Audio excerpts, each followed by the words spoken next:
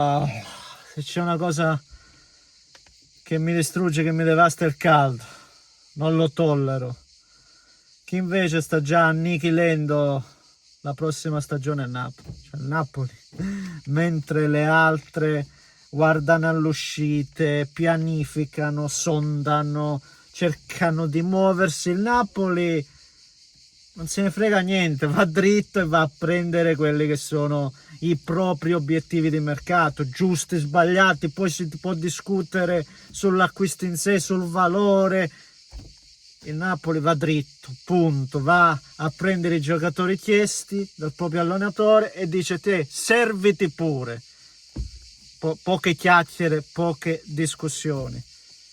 La cicala, sentite le cicale, io ho dovunque, a casa che mi aprono la porta, o qua devo trovare sempre rumori, sempre, però l'unico freschetto che ho, non posso muovermi da qua, non posso muovermi, signori. Ne parliamone di questo acquisto, 31 milioni che finiscono nelle casse del Bologna, e il Napoli già ha preso De Bruyne, Noah Lang, difensore là, il ventenne preso dall'Empoli, come si chiama? Marianucci, sì, Beuchema, e forse me ne scordo anche qualcuno. Praticamente Lucca già chiuso, ma su Lucca forse si aspetta che addirittura c'è il sogno Nunez.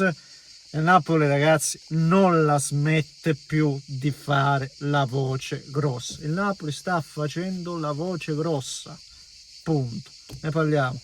E come se lo facciamo prima, come al solito vi invito a lasciare un like per quel dannatissimo filibustiero che non è altro che l'algoritmo. Vizziamolo pure, se volete iscrivetevi per seguire i prossimi contenuti, e vi ringrazio perché stiamo continuando a picchiare forte su YouTube, anche su Facebook, veramente fantastici, vi ringrazio. Dindon, attivate la campanella perché stasera poi commentiamo ovviamente la finale del World Cup, FIFA World Cup.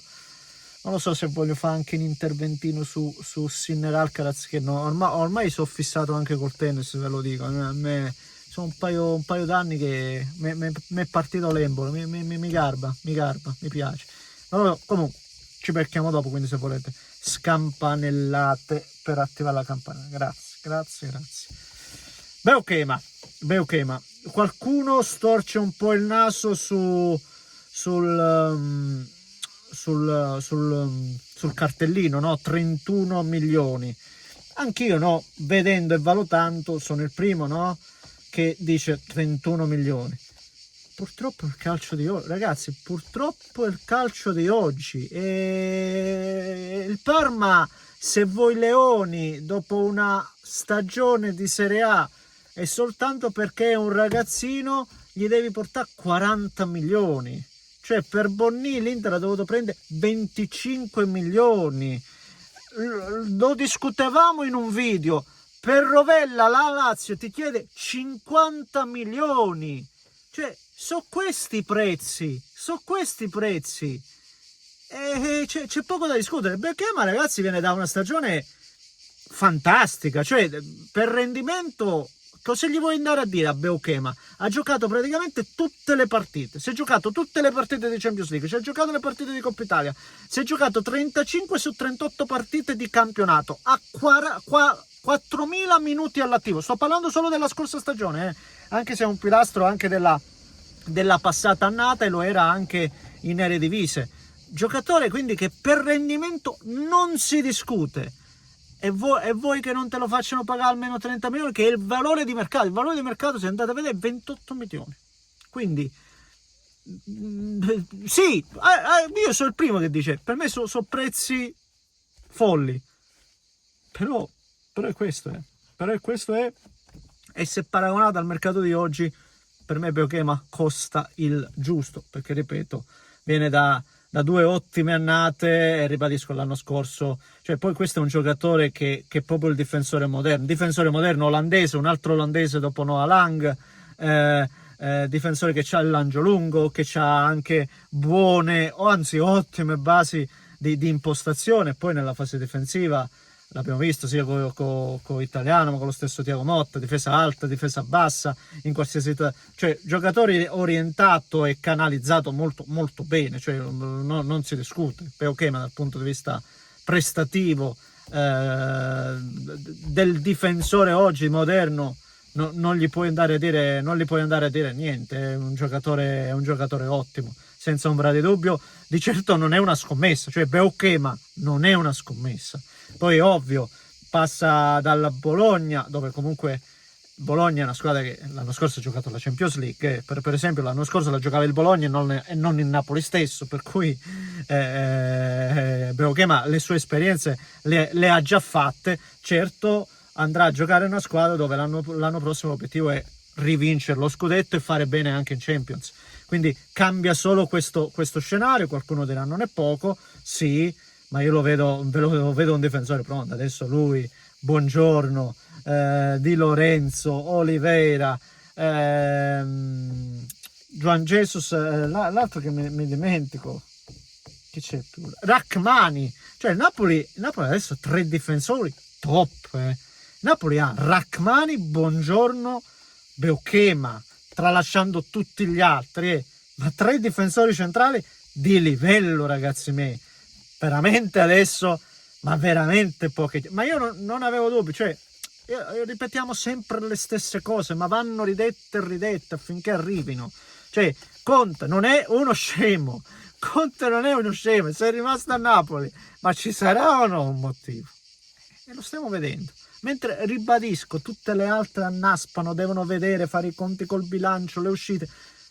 De Laurentiis può fare la voce grossa perché ha i conti a posto. Lui ha letto che se Osimhen lo vende oggi o fra 10 giorni non gli cambia nulla, perché lui sta a posto con i conti, non gli cambia praticamente niente. E anche per questo, perché può dire quello che gli pare.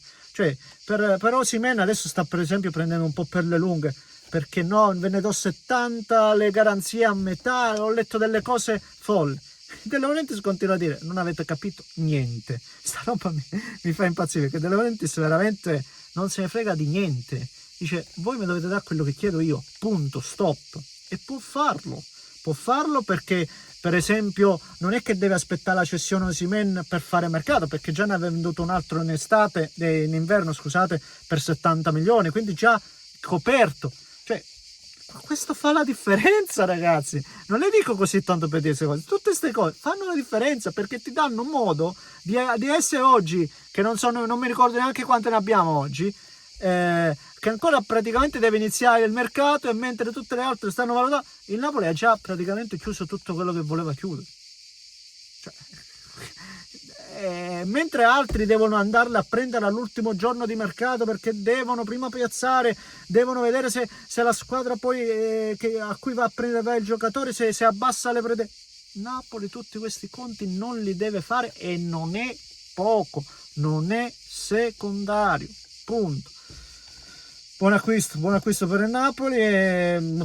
Che altro c'è? Poco altro da aggiungere, signori miei. Ripeto, il Napoli era già forte l'anno scorso, diventa veramente strutturato quest'anno, sia appunto per il campionato, ma certamente con una squadra del genere deve fare bella figura anche in Europa. È chiamato a fare bella figura anche in Europa il Napoli. Il Napoli per me oggi è una squadra che ha creato un gap clamoroso con tutte le altre. C'era l'Inter fino alla passata stagione che teneva botta, ma anche l'Inter adesso la vedo in una fase veramente difficile. Poi vedremo, valuteremo, ma oggi vedo che c'è veramente distanza. In tanti dicono il Milan ma pure il Milan, ragazzi, cioè il Milan fa una fatica, cioè si è fatto per esempio soffiarci Brown dal Fenerbahce. Ragazzi, ma di che parliamo? No, ma sai, no, c'era il Milan e l'ha preso il Fenerbahce. Cioè, capite un po' voi che differenza c'è oggi tra il Napoli e tutte le altre? Cioè, ma lo percepiamo o no? Ma magari so io che c'è questa percezione strana, magari so io, ditemi voi. Vabbè, signori, fatemi sapere cosa pensate voi, commentate, likate, iscrivetevi al canale, un grande abbraccio, ci becchiamo stasera se tutto va bene. Un bacione. Che un bacione. Come se... Vabbè, Un abbraccione, dai, facciamo così.